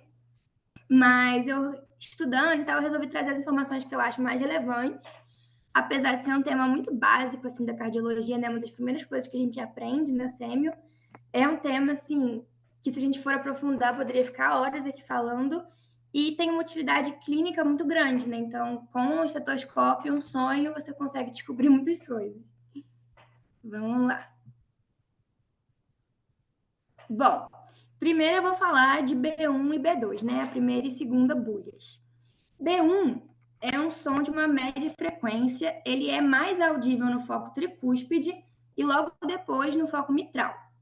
A origem de B1 se dá pelas vibrações decorrentes do fechamento das válvulas mitral e tricúspide, e ela ocorre logo após o início da sístole e decorre predominantemente do componente mitral, mas também inclui fechamento da tricúspide. Por isso que muitas vezes ele pode ser dividido, então a gente tem desdobramento de B1, que a gente vai ver mais na frente, e pode ser estridente também. Já B2 também é um som de média frequência, e, por sua vez, ele é mais audível nos focos da base, porque a sua origem está na vibração produzida pelo fechamento das semilunares, que é a válvula aórtica e pulmonar. Então, B2 marca o início da diástole. Então, ela é constituída por um componente aórtico, que a gente vai chamar aqui de A2, para facilitar, e do componente pulmonar de P2. P2 ocorre com um pequeno atraso em relação a A2, isso é importante da gente lembrar. A gente consegue ouvir o componente aórtico, então A2 a gente ouve na região precordial inteira, principalmente no foco aórtico. Já o interessante é que P2 a gente só escuta no foco pulmonar. Então, quando a gente está escutando B2 e a gente está escutando em qualquer outro foco que não pulmonar, a gente está ouvindo só o componente aórtico de B2. Aqui estão as válvulas, coloquei essa ilustração para a gente ver mais ou menos onde fica cada uma, como cada uma delas é. E aqui eu trouxe as bulhas no eletrocardiograma. Não é meu foco aqui no trabalho falar de ECG, porque né, é muita coisa, mas eu achei essa imagem muito interessante porque ela mostra, em comparação, né, como a gente consegue ver algo que é audível no eletro, no exame, né? Então achei bem interessante colocar aqui. Bom, em relação às alterações, vamos primeiro falar das alterações de B1 e B2, depois a gente vai para B3 e B4. Em relação a B1, as principais alterações são na intensidade, no timbre, os desdobramentos e mascaramento. Intensidade. A gente pode ter hiperfonese, né, que é uma fonese mais alta, de intensidade maior, ou a hipofonese, que é de intensidade menor. As causas de hiperfonese podem ser indivíduos magros ou com diâmetro antero-posterior torácico pequeno, indivíduos com síndromes dinâmicas, por exemplo, anemia, febre, hipertireoidismo. Por quê? Porque aumenta a força contrátil dos ventrículos, também na estenose mitral e no intervalo PR curto.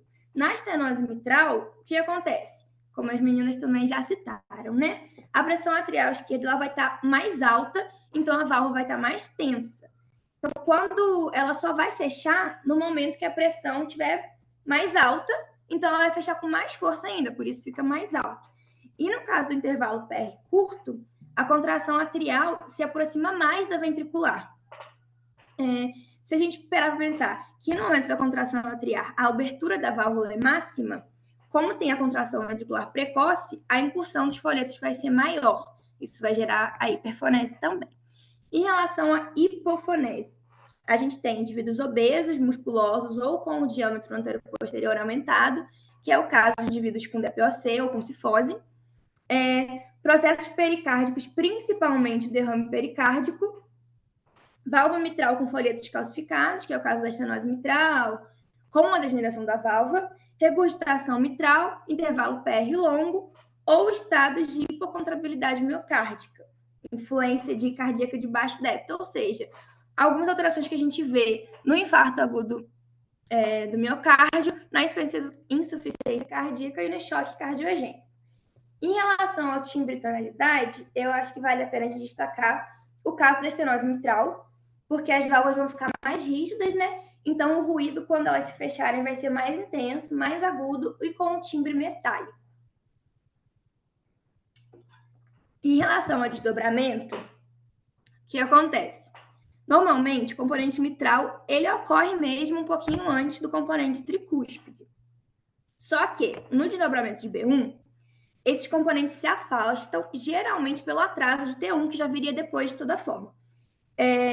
Pode ocorrer em pessoas normais, então a gente chama, né, de desdobramento fisiológico de P1, mas também é comum no bloqueio de ramo direito.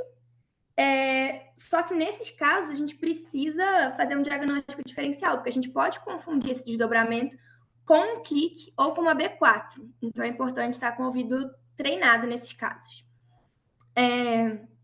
O mascaramento, o próprio nome já diz, né? Quando existe outra situação, normalmente um sopro diastólico de regurgitação, que ele começa junto com a B1 e vai até o final da sístole, ele pode esconder a B1, mas mascarar a B1. Ali na intensidade eu coloquei essa fala, né? Hifonese variável. Porque existem algumas situações que a gente pode ter hiperfoneses e hipofoneses variando conforme o batimento. Essas situações são principalmente a fibrilação atrial, que eu acho que é a primeira coisa que a gente pensa quando a gente fala de variação, né? Mas também taquicardíaca e dissociação atrioventricular também podem causar. Vamos lá.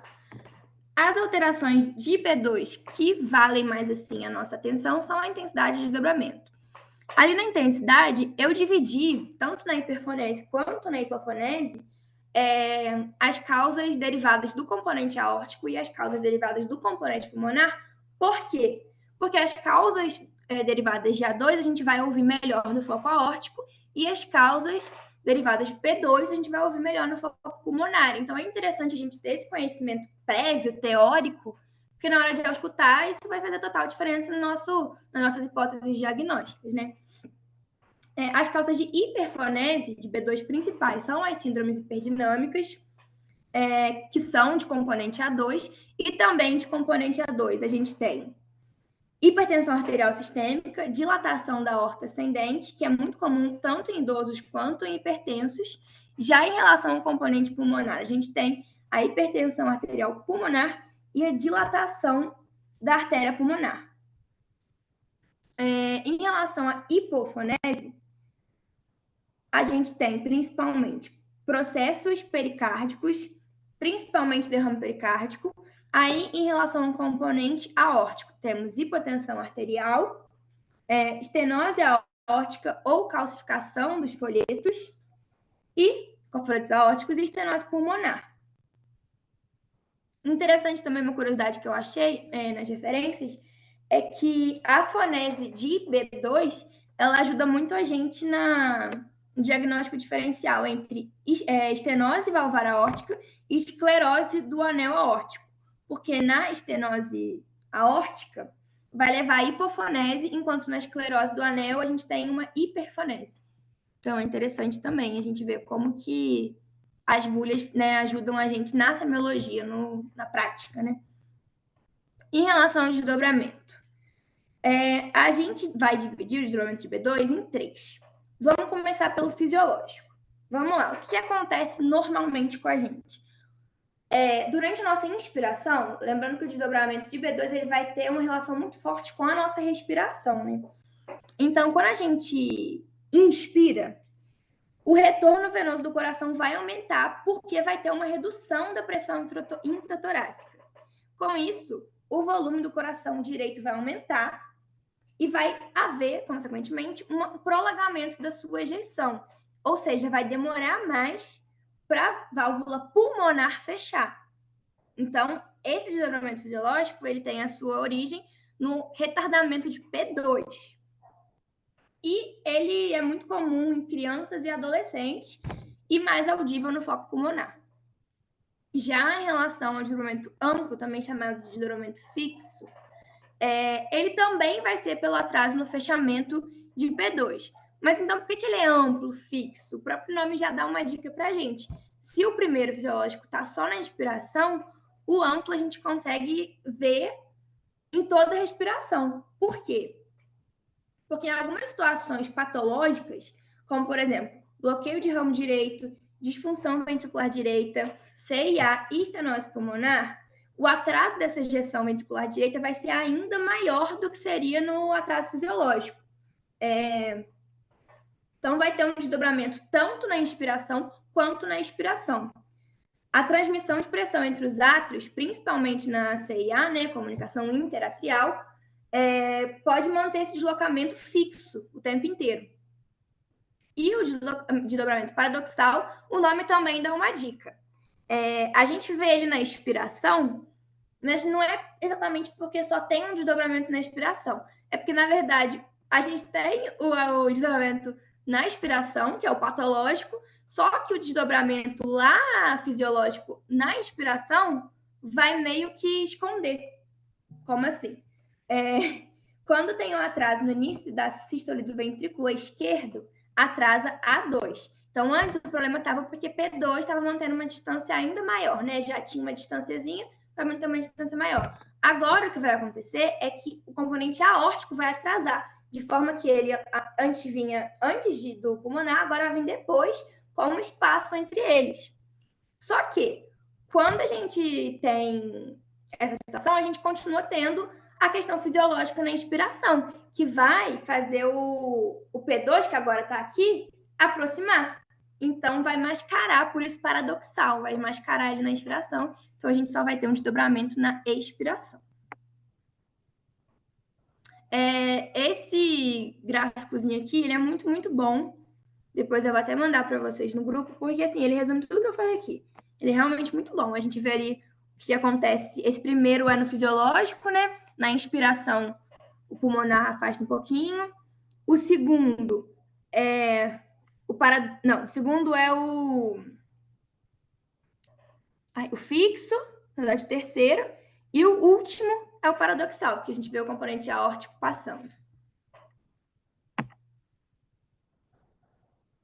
Esse daqui também é muito legal, porque ele meio que junta tudo, né? Junta o eletro, junta as fases da expiração, mas ele mostra aqui pra gente, na linha A é normal, sem nenhum desdobramento, na linha B é um desdobramento fisiológico de B1, e na letra C é um desdobramento fisiológico de B2. Vocês conseguem, não sei se vocês vão estar conseguindo ouvir, mas tem um som agora que é da terceira bulha. Vou até tirar o meu som, porque senão ele vai ficar... parou. A B3, então, ela é uma bulha protodiastólica, significa que ela acontece depois da B2. É um som de baixa frequência, então ela é melhor ouvida com a campânula. E aí, se ela for decorrente de ventrículo esquerdo, ela é audível no foco mitral, sem irradiar. Agora, se ela for decorrente do ventrículo direito, ela vai ser mais audível nos focos tricúspide e aórtico acessório. E se a gente fizer a manobra de Rivero Carvalho, né, que é aumentar a inspiração, ela vai ficar ainda mais evidente. Normalmente, a B3 não é audível. Tipo, ela tá lá, a gente consegue ver no fonocardiograma, mas ela normalmente não é audível. Então, quando ela é audível, significa que está havendo uma sobrecarga volumétrica ventricular. Aí, acho que não vai dar para ouvir, mas depois eu mando o áudio da B3. E aqui vamos comparar quando essa B3 audível é fisiológica e quando ela é patológica. Ela é fisiológica em crianças, em adolescentes, em atletas de atividades isotônicas, principalmente corredores. Então, na próxima vez que eu for correr, alguma de vocês vai com um esteto, ver se dá para ouvir minha B3. E também síndromes hiperdinâmicas, então anemia, hipertireoidismo, febre. A B3 patológica, ela acontece em 3 condições principais. A primeira é na sobrecarga de volume crônica, que é principalmente decorrente de insuficiência mitral crônica, insuficiência aórtica crônica, CIV ou CIA, então comunicação interventricular ou interarterial, perdão. A segunda causa é a redução da complacência ventricular, principalmente nas cardiomiopatias, sejam ela dilatada, restritiva ou hipertrófica, e também da descompensação da insuficiência cardíaca sistólica. Nesse caso, você, ao escutar uma B3, é um sinal de muito mau prognóstico. Então, num paciente que tem esse diagnóstico, que a gente, ao escuta B3, assim, tem um prognóstico provavelmente muito ruim. Agora, isso aqui é importante. Só pela escuta, a gente não consegue diferenciar se é uma B3 fisiológica ou patológica. Então, assim, se você pegar um paciente e só escutar ele, você não vai saber desse diagnóstico. Por isso que, assim, fazer uma anamnese bem feita, outras partes do exame bem feitas também são essenciais. Só a escuta aqui não vai, né? A gente não vai poder saber se é um problema ou não. A B4 também tá rolando um áudiozinho que eu imagino que vocês também não estejam ouvindo. Mas ela é uma agulha pré-sistólica, então ela acontece logo antes da B1, né? No final da diástole ou na pré-sístole. Então vai ter B1, B2, B4, B1. B1, B2, B4, B1. É um som também de baixa frequência, assim como B3. E também, como B3, se ela for de origem ventrículo esquerdo, ela vai ser audível no foco mitral. E se ela for de origem no ventrículo direito, ela vai ser audível nos focos tricúspide e aórtico pulmonar e também aumentar com a inspiração com a manobra. A gênese dessa agulha está na vibração da parede ventricular, que é produzida pela vigorosa contração atrial. E normalmente a B4 também não é audível. Então, para ser capaz de produzir uma B4 audível, essa contração atrial tem que ser muito forte. Por isso que é muito mais provável de ser uma B4 patológica do que uma fisiológica. Existe B4 fisiológica, a gente vai até ter um questionamento ali mais para frente, mas é muito mais comum de ser uma B4 patológica. Para produzir essa B4 audível, como eu falei, tem que ter uma contração atrial muito vigorosa, o que acontece normalmente na hipertrofia ventricular esquerda, concêntrica, que é esse HVE, ou com a redução da complacência ventricular. E em caso de fibrilação atrial, eu não estou vendo vocês, mas eu ia pedir para colocarem um emoji quem acha que dá para ter B4 em caso de FA, mas eu não vou conseguir ver, então não sei se está falando dessa. Mas, em caso de FA, dá para ter ou não? Fica aí esse questionamento, mas eu vou responder. Como eu falei... peraí que sumiu meu slide. Como eu falei, para ter uma B4 audível, eu preciso ter uma contração atrial vigorosa. E na fibrilação atrial, eu vou perder a contração atrial. Então, é impossível eu ter uma B4 em caso de fibrilação atrial. Vamos passar aqui. Patologias que envolvem, então, uma B4 audível. A UHV concêntrica, né, que eu já citei até anteriormente, ela é muito comum em idosos, em pacientes hipertensos, na estenose aórtica e na cardiomiopatia hipertrófica. Esse ficou bem feio, né, do hipertrófico, ficou maiúsculo. Na doença isquêmica do miocárdio e nas cardiomiopatias dilatadas e restritivas. Existe, então, B4 fisiológica? Tem uma discussão forte na literatura.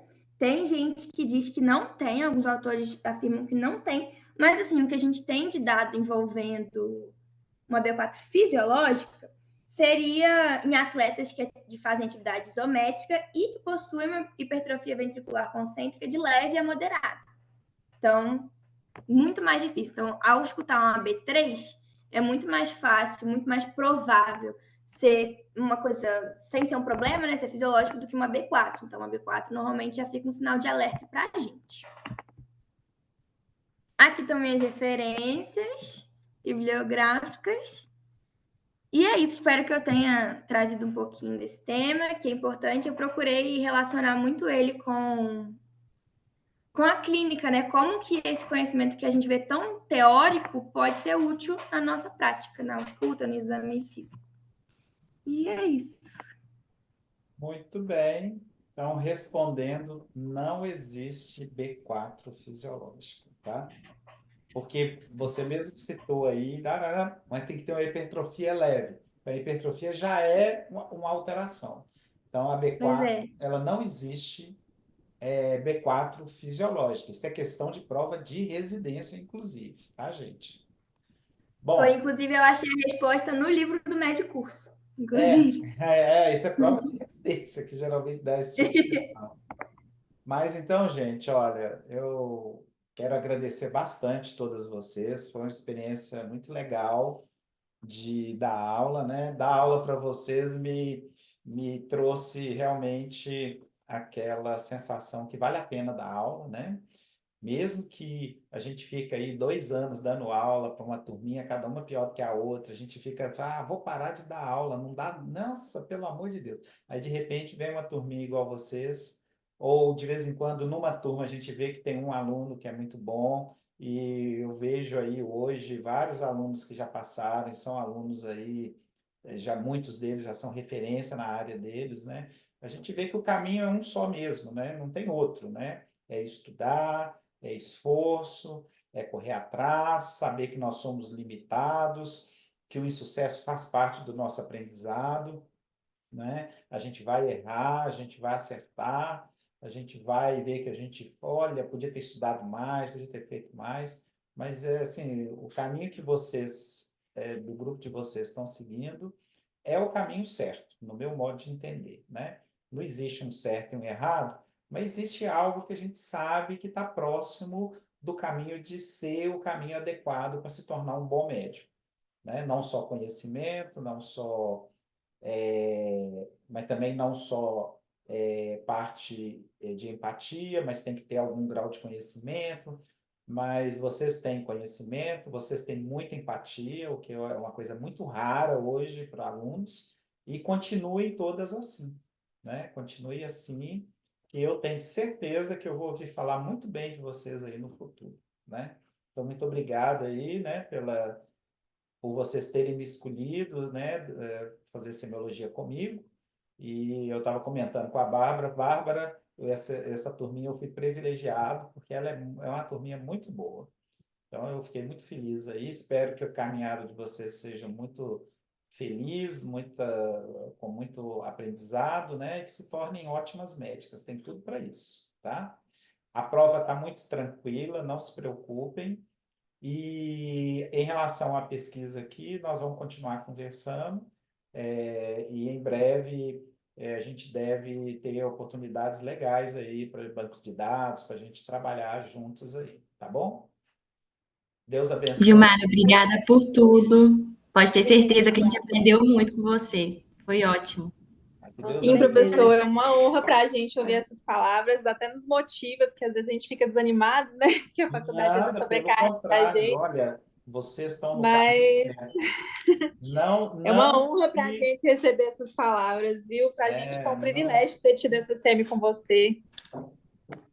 o médico ele tem que ser resiliente. Então, vocês vão ouvir um monte de não, um monte de gente julgando vocês para baixo, um monte de gente falando que vocês estão errados, um monte de gente criticando, um monte de colegas criticando. Mas, olha, o caminho é esse, gente. O caminho não é fácil, ele é duro, mas,